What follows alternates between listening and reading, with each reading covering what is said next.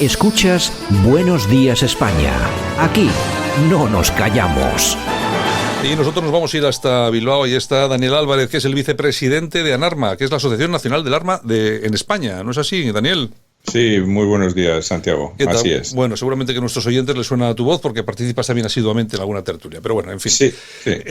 Bueno, vamos a hablar de un caso que nos ha resultado especialmente sangrante, que ha sido uno ocurrido aquí en el País Vasco. Bueno, hay que retrotraerse ya hace bastante tiempo, cuando se nos vendió el mayor golpe al tráfico de armas, entre comillas, al tráfico de armas, aquí en el País Vasco, con 11.000. Bueno, era el mayor golpe al tráfico de armas, no solamente en España, sino en toda Europa, ¿no? Sí, se vendió como una operación contra el yihadismo internacional, con la mayor aprehensión de armas destinadas a terrorismo internacional, y que había sido un éxito rotundo del Cuerpo Nacional de Policía, al haber desarticulado pues al mayor proveedor del yihadismo que había en Europa, en Guecho. Bueno, se trata de una, no sé si es un almacén, una tienda, en todo caso es una mayorista de comercio de armas para coleccionista en Guecho. Todo eso sucedió hace 4 años. Efectivamente, de un día para otro se encuentran con una operación policial de alto nivel. Aquello fue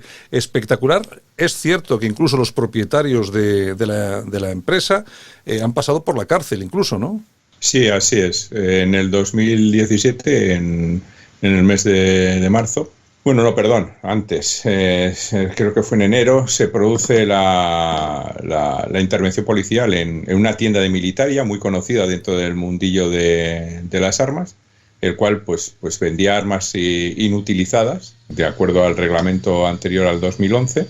Y esas armas, pues eran vendidas fundamentalmente a coleccionistas y amantes de la militaria. Recordemos que la militaria no solamente son armas, son también cascos, son medallas, son dagas, son cuchillos. Y uniformes, uniformes, todo ese tipo de cosas. Entonces, un negocio muy serio, que llevaba una antigüedad superior a 20 años, que como todos estos tipos de establecimientos, estaba controlado por la Guardia Civil, porque sabemos que en España quien tiene la potestad y el control del tema de armas es la Guardia Civil, no la Policía Nacional, lo tiene en exclusiva la Guardia Civil. Ejercía los controles e inspecciones pertinentes, que eran pasados sin tacha alguna por esta gente durante 20 años.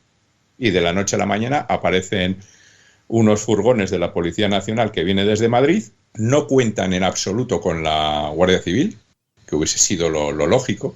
Decir, oye, vamos a hacer esta operación, ¿qué sabéis de esta gente? Etcétera, etcétera. Y no se cuenta con nadie, se toma al asalto el negocio, y a esta gente, se hace una incautación, y esta gente se le manda a la cárcel.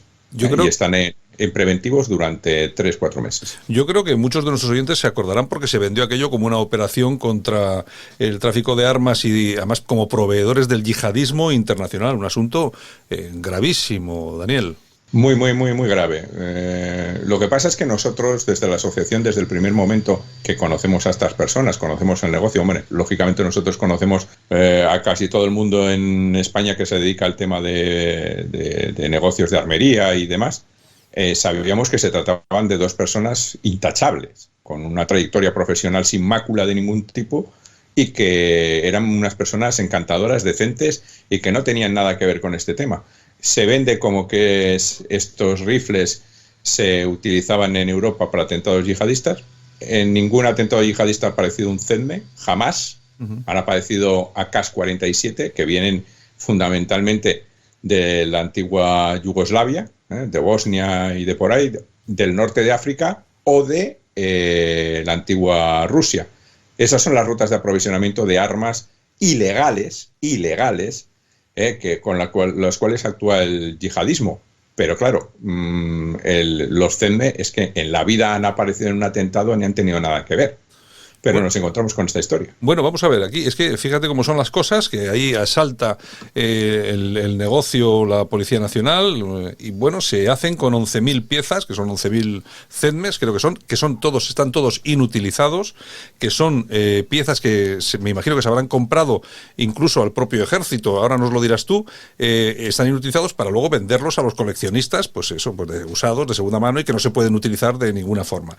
¿Cómo será la cosa que les han obligado llegado a devolver las 11.000 piezas, Daniel. Sí, todo esto, desde un primer momento nosotros dijimos que olía podrido totalmente, y esos rifles, que eran o son perfectamente legales, porque cada uno de ellos contaba con su certificado de inutilización.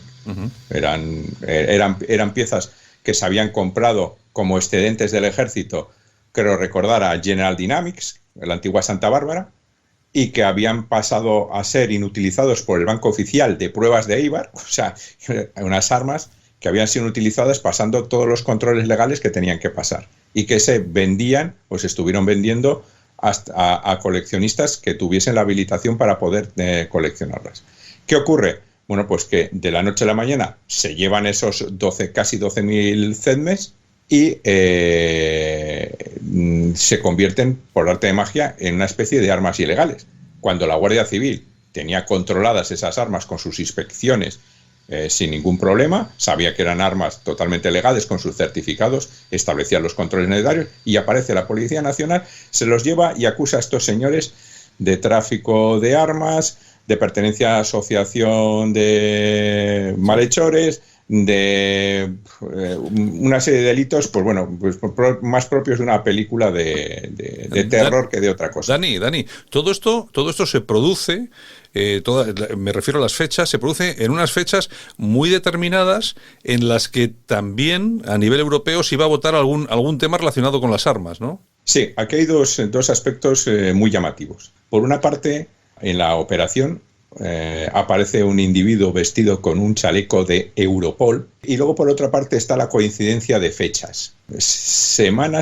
Esta operación se realiza semanas antes de una votación crucial en el Parlamento Europeo, en concreto la aprobación de la Directiva de Armas Europea, que había empezado a modificarse en el 2015 a raíz de los atentados yihadistas que se produjeron en Francia. Y después de 2 años de pelea brutal en Europa, yo en concreto estuve 2 años viajando, año y pico viajando a Bruselas continuamente para entrevistarme con diputados de diferentes países, no solamente del nuestro, estableciendo vínculos con otras asociaciones, con miembros de la comisión, haciendo presentaciones, o sea, conocía muy bien el tema.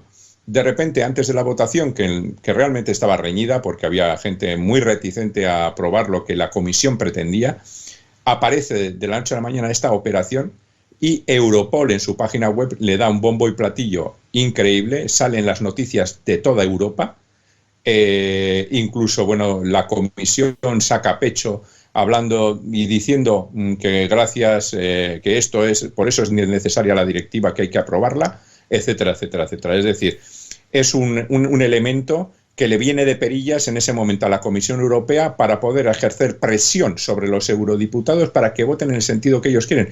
Sobre todo, además, teniendo en cuenta que se habían producido presiones en otro sentido. A mí me consta, porque estuve allí haciendo pasillos para un lado y para otro, que a varios eurodiputados se les había metido en reuniones por parte de miembros de la Comisión, altos funcionarios. Recordemos que Europa, el poder está dividido en 3 áreas. Está la Comisión, el Consejo y el Parlamento.